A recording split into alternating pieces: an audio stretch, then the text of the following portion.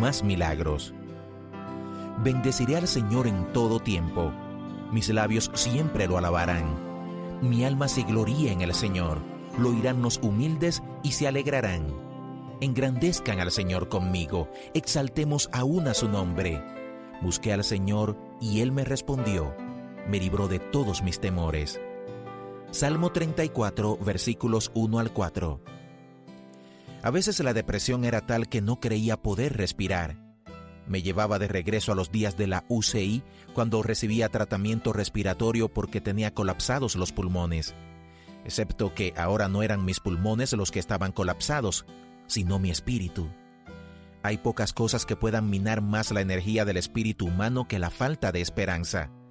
Durante semanas y meses nadie me decía cuándo volvería a estar normal, ni si sucedería en realidad. Como resultado, la depresión era total.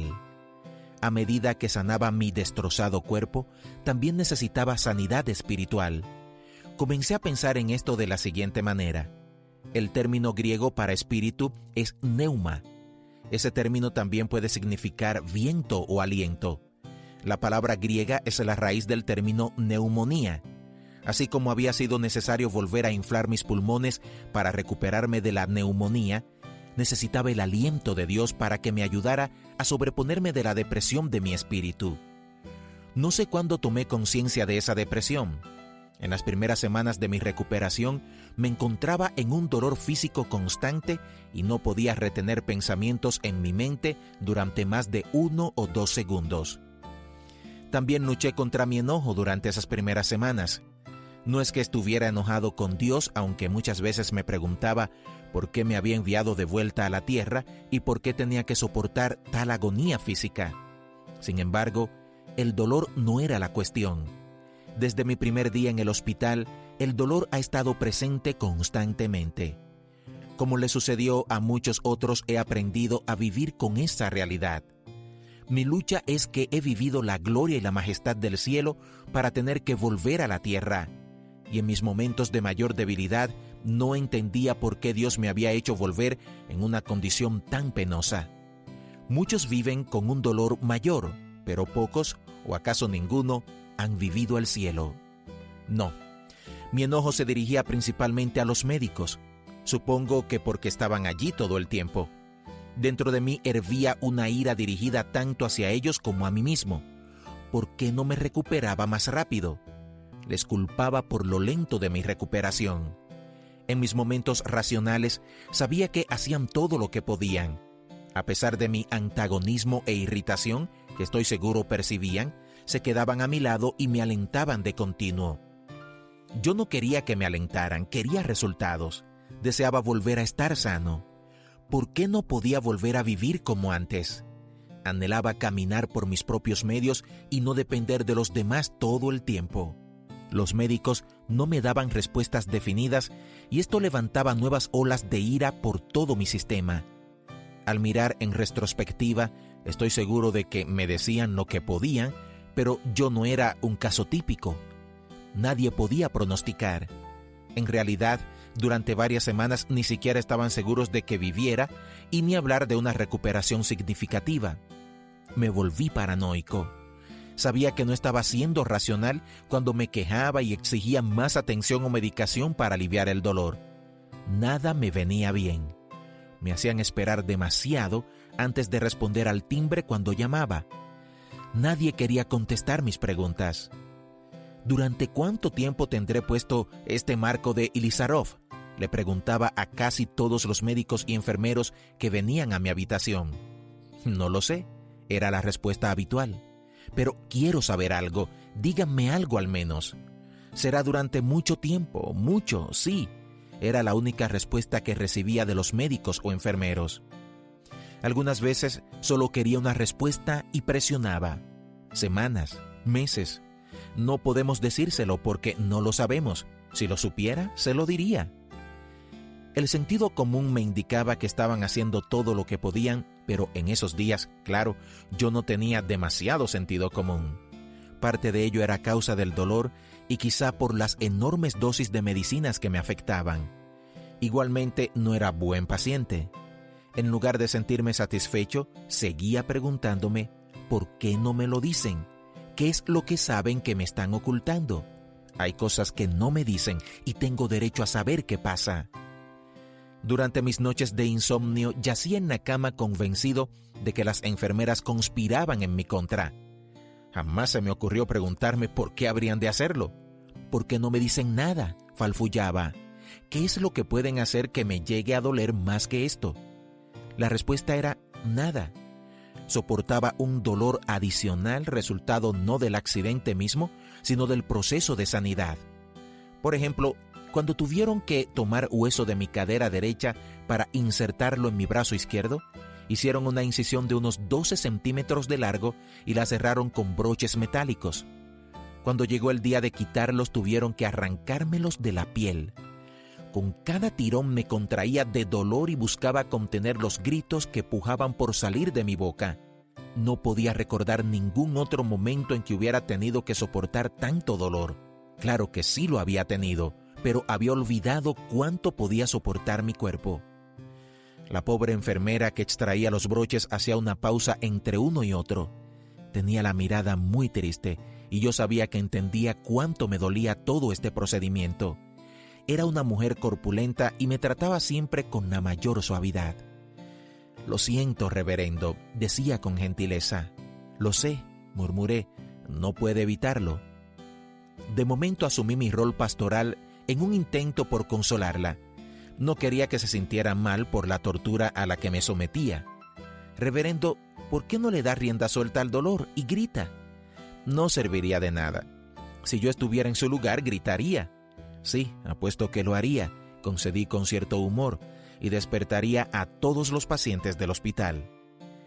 Y es que nunca pude gritar por propia voluntad. Quizá fuera porque temía perder el control, o porque imaginaba que si gritaba ella y los demás pensarían que era débil. No estoy seguro del por qué, ni siquiera hoy. Sé que no podía gritar como lo hacían los otros pacientes de mi piso. Todos los días oía pacientes desde otras habitaciones que gritaban en agonía, pero yo no podía hacerlo.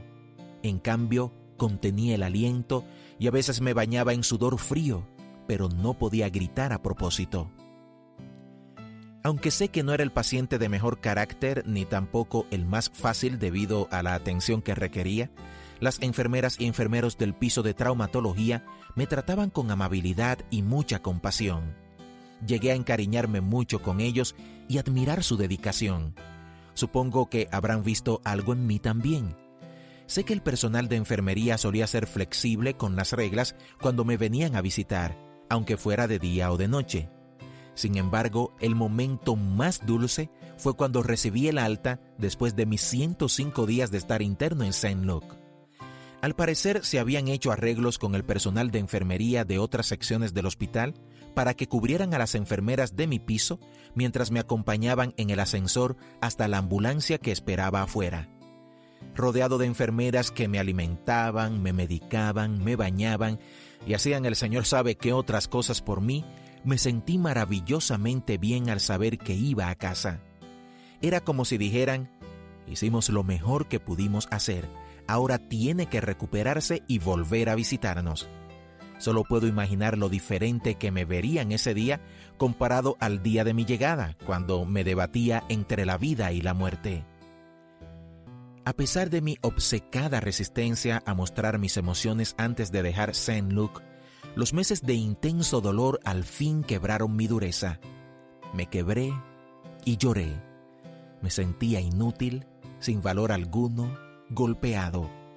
Estaba convencido de que jamás mejoraría. Dios, ¿por qué es así? ¿Por qué paso por este dolor constante que parece nunca va a mejorar? De nuevo oré porque Dios me elevara. Ya no quería vivir. Quería ir a casa y para mí en ese momento mi hogar era el cielo.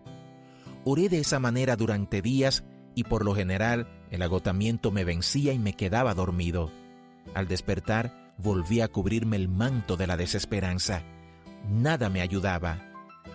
Justo antes del accidente había ordenado varios casetes de canciones populares grabadas originalmente en las décadas de 1960 y 1970 por intérpretes como Los Imperiales y David Meese. Eva los había traído al hospital y también trajo una grabadora, pero yo no había tenido interés por escucharlos. Me dedicaba a mirar la televisión. Una vez le dije a un amigo: ya he visto al menos 8 veces cada capítulo de Brady Bunch y me conozco los diálogos de memoria. Una madrugada entre las 3 y las 5 ya no podía soportar ver otro programa repetido en la televisión, por lo que decidí escuchar los casetes. Una enfermera vino y me ayudó a poner el primero en la grabadora. La primera canción había sido grabada por Los Imperiales y se llamaba Alabemos al Señor. La letra sugería que cuando enfrentamos una dificultad y creemos que no podemos seguir, necesitamos alabar a Dios.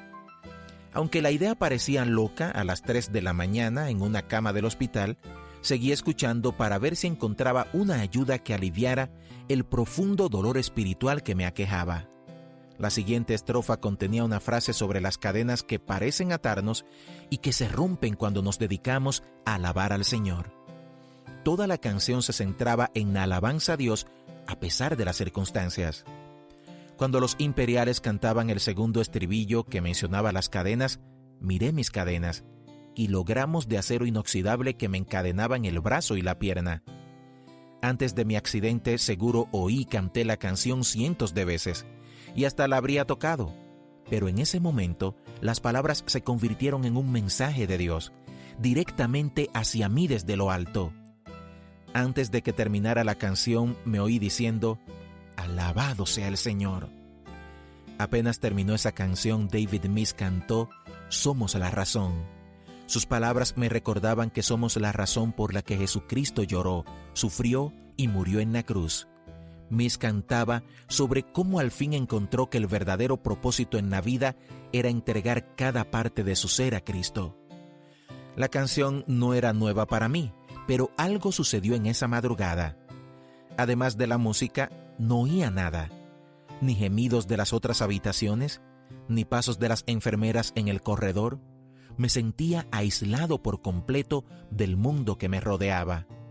Entonces el dique cedió. Comencé a llorar y no podía contener las lágrimas, ni siquiera quería hacerlo, solo me permití llorar. No estoy seguro, pero creo que lloré durante 1 hora. Poco a poco, los sollozos fueron apagándose, y entonces la calma me invadió y me sentí muy relajado y en paz. Allí supe que había ocurrido otro milagro.